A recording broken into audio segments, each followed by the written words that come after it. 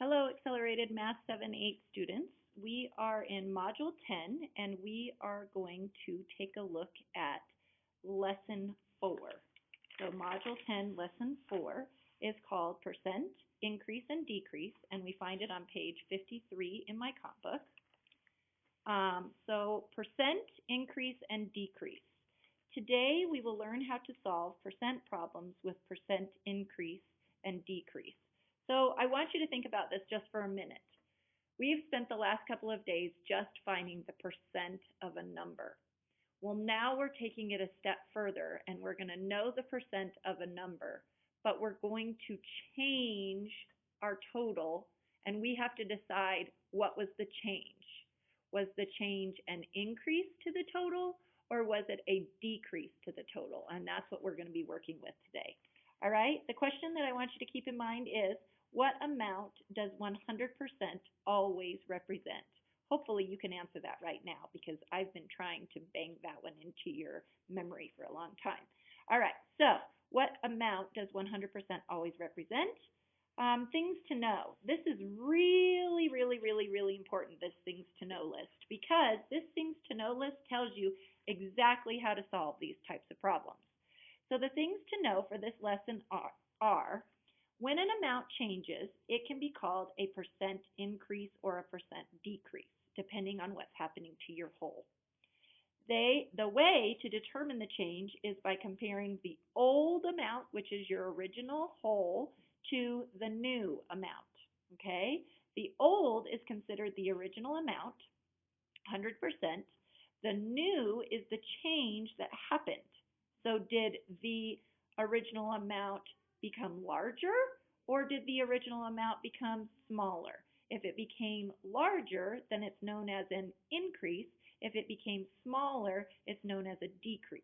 Hopefully that makes sense to you. You're going to use the same formula that we've been working with. Use quantity equals percent times whole formula. This time, the whole is known as the old amount, and the quantity is known as the difference between the old and the new. So you have to find how did it change between the old and the new, and that number of the change becomes the quantity. And then it says find the difference between the new and the old, and then use the formula. Okay? So these steps are exactly what you're going to have to use to solve these kinds of problems. The best way of learning how to do this is by practicing it. So I do have a practice problem for you, and I am very, very excited to see how you guys do with this. All right? The practice problem says, an item that was selling for $72 is reduced to $60. Find the percent decrease. Round to the nearest tenth. So now I have to ask you a question. Why is this considered a percent decrease? Why is this a percent decrease?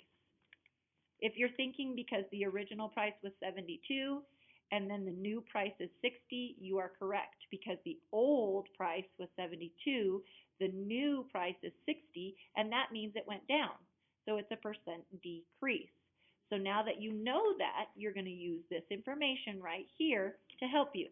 So we have quantity equals percent times the whole.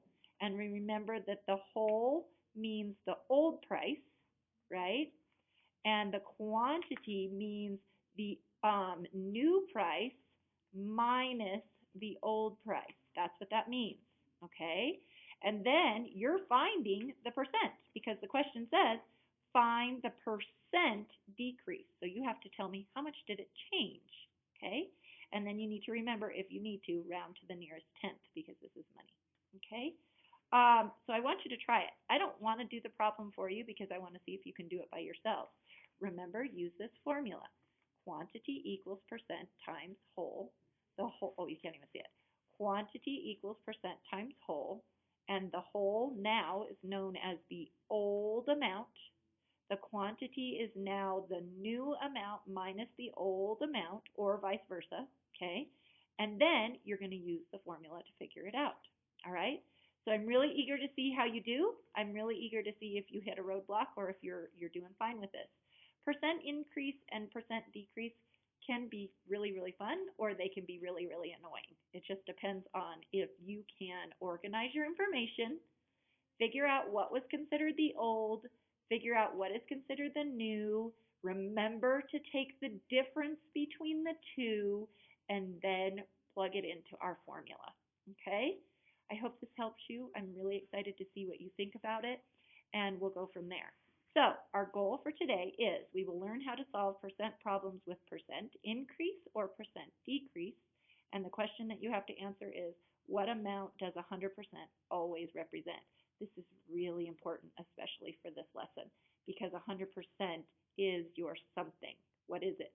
Okay, remember that. All right, my dears, that's it for today. I look forward to giving you lots of practice tomorrow. See you then. Bye.